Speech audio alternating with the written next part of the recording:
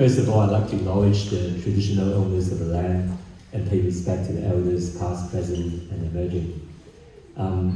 This is the fourth solo exhibition of Andrew Tompkins in our atrium. So I've known Andrew for quite a while. I think the first time I met him was at Art Gallery New South Wales when he was a finalist in the Wynne Prize, and he was standing next to his work. I looked at the work, I thought, this is fantastic. And I looked at him, I said, are you the artist? He said, yes, I am. So we started having a chat, and we represented him ever since. And Andrew's been with us, traveling to various places for exhibitions in Hong Kong, for the Art Central Hong Kong, together with quite a few of our artists who are here, like Susan O'Doherty, Kate Briscoe, and so on, and David Middlebrook. But also, Andrew and Susan both were selected in the Beijing Biennale for the same year, so they both went to Beijing at the same time, and I went along with them, and it was a really good trip. There were probably over 100 artists there exhibiting at the same time at the National Art Museum in Beijing. And this year has been particularly good for Andrew. He's been a finalist in the Liberty Art Prize for quite a number of years, and this year he actually won it, so it was a very good year for him. And this is his fourth exhibition, as I said, fourth exhibition, so he's actually spent a fair bit of time doing this new work, which you can see, which he's really happy with. As you know, he was a builder in his previous life, and so he was using a lot of building material in his work. But to open the show, we have a good friend, Elizabeth Fortescue, who had written about Andrew previously in his last exhibition. And as you all know, Elizabeth is a visual arts writer and journalist. She used to write for the Daily Telegraph with a lot of very interesting stories. But currently, she's writing about art auctions. So it's a busy time for her because with all the auctions happening over the next month. So it's very good that she found time to come here, and she came yesterday to have a look at the work, and she's very, very good. She actually spent a lot of time studying work, talking to Andrew Sabi. I'm sure you'll be interested to see what she has to say. So I'd like you all to welcome Elizabeth Fortescue. Simon, thank you very much indeed for having me and for asking me to do this. It's such a pleasure. And good afternoon, everybody, and good afternoon, the lovely Andrew, and congratulations on your fabulous exhibition. So I'm a journalist, and I have been since I was 18 years old, and now I'm writing a column for the Fin Review about art auctions, and absolutely loving that. I'm writing for Look magazine for the Art Gallery of New South Wales, and the Art newspaper in London is a gig that I've had for a while too. So I feel really happy at the moment, writing really fun stories. And I was going to start off by just saying, the joy of being an arts journalist is the ability to ring up people you're interested in and say, look, I'd really love to do a story about you. Can I come to the studio and talk to you? I mean, it's wonderful. I've never taken it for granted that you have this ability to just kind of rock up, and people are generally quite happy to have you. And such is the case with Andrew, of course. And so over time, once you've met somebody a few times, an artist, you become more au fait with their work and them as a person, and it's a really lovely joy to feel that you're suddenly starting to get a feel for what they're interested in and how that is emerging on the page or as a 3D object or in whatever video, any way that they express themselves. And at first you feel like you're really, in mud. You don't really know who this person is. You don't really, you're looking at the work and you're trying to work it out. But after a period of time, you do start to become familiar. And that's really one of the beautiful things about it. And writing about it also is wonderful, because rather than just saying, on the way home from a gallery or a studio, rather than just saying, oh yeah, that was really great and I enjoyed that, you then have to sit down and kind of transcribe all your notes, which I do religiously, and I've kept all of them over many, many decades of work. My heirs are going to love that, aren't they? and and come to some sort of conclusion, not conclusion, but to come to some clarity of thought about what that artist is possibly about. I don't think you could ever really know as much as one can know another person. You might come to some conclusion. So I've met Andrew a few times now, and he was kind enough a few years ago to ask me to write something for one of his catalogues. And I went to his home and had the opportunity to see where he lives and to meet Sue, his wife, and get a feeling for where this work might spring from, and to hear about his background as a builder, which I think is extremely interesting. 3 generations of builder. My grandfather also was a builder, and so I have some sort of feeling for that. Then we met here at the gallery a few times. And of course earlier this year I was very lucky to help judge the Gallipoli Art Prize, and we unanimously awarded it to Andrew for his beautiful work called Ray's Room, which was commemorating his Uncle Ray, who had fought in a battle of Slater's Knoll in Bougainville in 1945, where 620 Japanese soldiers were killed and 1,000 were wounded by Australian forces. And the work that Andrew made for the Gallipoli Art Prize was a very emotional tribute to his Uncle Ray and the suffering that he not only endured in the field but continued to endure when he came home again. And it referred very much to the Royal Commission and to these matters as well. The other 2 judges of that prize is worth mentioning. That one of them was Jane Waters, who runs and is the curator for the S.H. Irving Gallery at Observatory Hill. And for many, many years she's been one of the most recognised and respected people on the Sydney art scene. And the other judge was Barry Pearce, who's the Emeritus Curator of Art at the Art Gallery of New South Wales. So they were pretty good, 2 good people to choose you. And as I said, it was a unanimous decision. In Ray's Room, the painting or the artwork that I just mentioned, Andrew used a product that's used in the building industry called, it's sheets of polyester, such as you'll see used in those works behind us here, and it's a drafting film, which Andrew incised with a cutter in a process that he describes very much as drawing. And one of those works was indeed accepted into the Dobell Prize for Drawing a couple of years ago, I think. And as if it needed affirmation, because it didn't, but being selected for a drawing prize, it was interesting because it shows that other experts in the field of drawing acknowledge that is a way of drawing, is to carve into something as well. So Andrew has often employed building materials in his work, and yesterday when I came in and saw this gorgeous work here, which is called The White Line, the long white line, I beg your pardon, I asked him what he made it out of, and he said, they're bar chairs.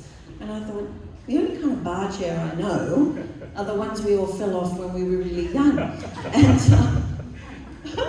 And Andrew said, no, bar chairs are those things you use when you're laying concrete, And I said, I don't really lay much concrete, so I don't sort of know.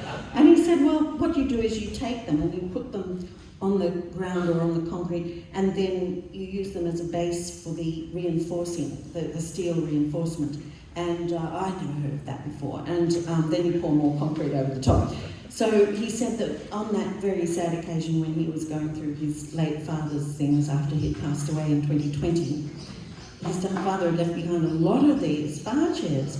And so Andrew said, I think I can do something with those. And here he is, he's made this gorgeous piece. And it's to do, I think, shouldn't take Andrew's meaning and too literally, but you did say, it is about infinity, and you can see that. It's a beautiful, infinite kind of ethereal feeling about it. It's a gorgeous piece, Andrew.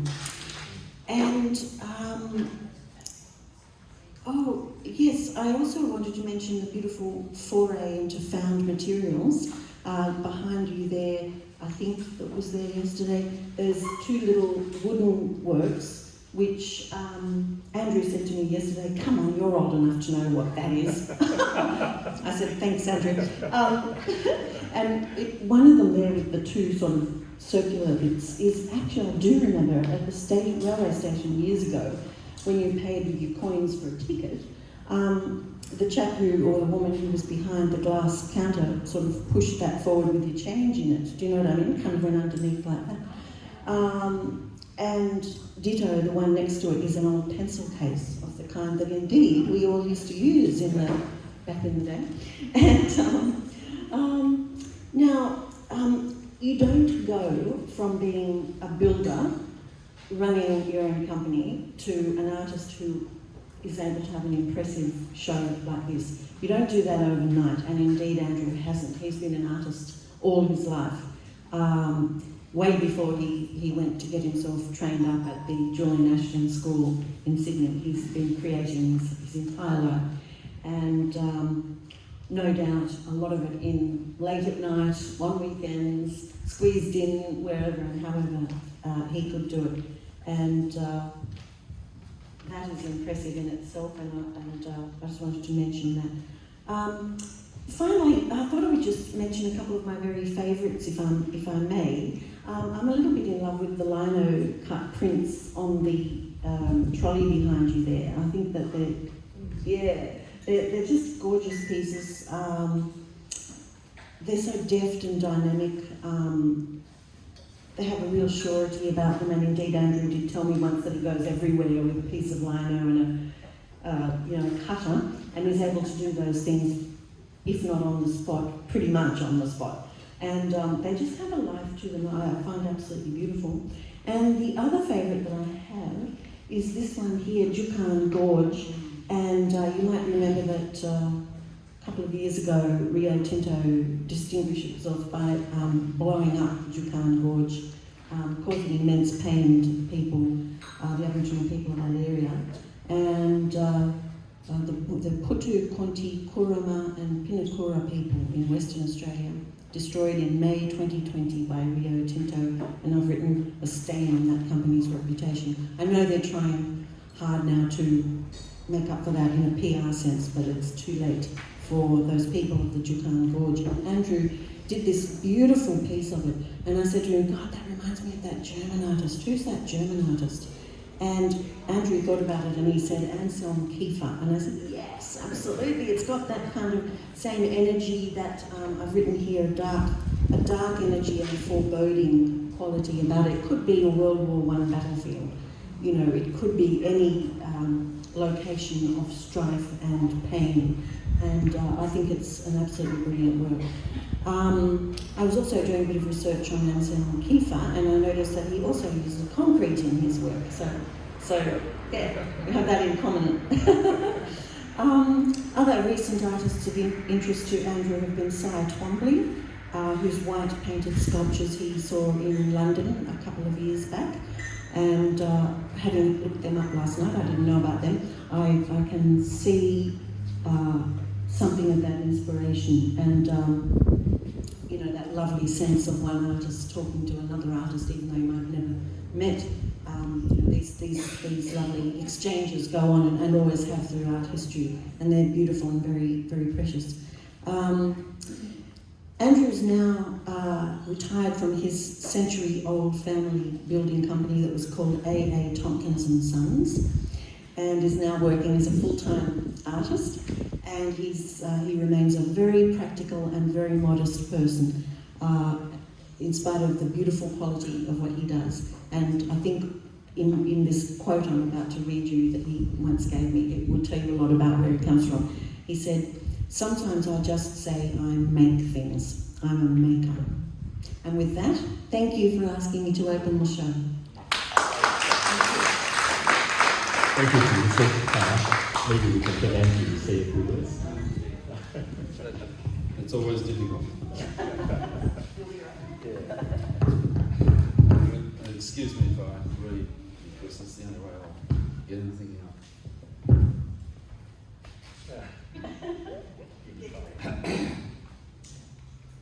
Firstly, thanks to everyone for coming today. I can see many people here who have played big roles in my life through the years. Next, I've got to thank Elizabeth. Now, I've been involved with Elizabeth, as she said, in a number of events in recent years, and she's truly a generous and good person. Artists are very lucky to have people like Elizabeth who help to promote and encourage their futures. Simon Chan.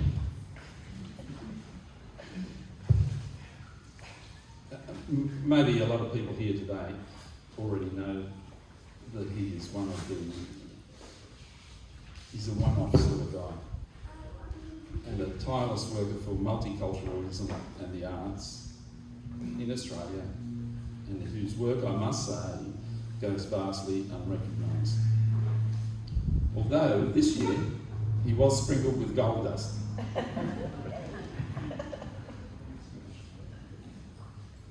As he was awarded an Order of Australia award. So really, we must all congratulate Simon for a long award. People just don't know what he does do to everyone. With this show, you'll see many works that show frozen moments in the passage of time. From over here, you'll see the Juukan Gorge, as Elizabeth spoke, that depicts the willful destruction of a First Nation rock shelter. Over here, you'll see two works.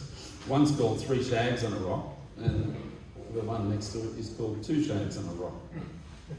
Very similar images, you might say, but the difference is, between the two, is that one shag flew away. So it's just that moment in time. But the long white line, the piece of sculpture in the middle, is not a paleo reference. It's not bones. It's not a dinosaur or anything like that. It's something that comes from the brain. It's a concept that I suppose I've been thinking of for a long time. I suppose it's an attempt to try and portray the human concept of infinity. I mean, when we were children, we were all taught mathematics, that little signature of infinity, science, the cosmos, things go on for infinity. And those who were brought up in religion were taught that God was, whoever God was, has lived forever and will live forevermore. So it's just that idea of infinity. For me, it's all a paradoxical, I call it a paradoxical riddle. And the question is, where is the beginning and where is the end? Is that the end? Is that the beginning? But the answer to the question is, there is no beginning and there is no end. The long white line is never ending. And that's about all I've got to say. So, please take a room to read, and when you have a look at the works, have a look at the titles of the works, because the titles have a lot to say about the work, and hopefully you can get a bit more out of it. Thanks, Andrew. Yeah, so continue to enjoy the exhibition. Have a chat to Andrew and to Elizabeth about the exhibition or anything else you'd like to talk to them about. Enjoy a drink, and there's catalogs of the exhibition available for sale. And then if anyone's interested to acquire one of the works, come and see me. Thank you.